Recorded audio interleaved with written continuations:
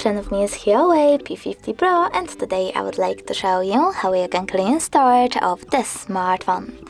First of all, you need to select an app called Files and click on it. Now choose Recent at the bottom left corner and click on this brush icon at the top right one. Following that, you need to select Clean Up under Junk Files and wait a bit. Then select Delete over here. And as you can see, storage of my device was successfully cleaned.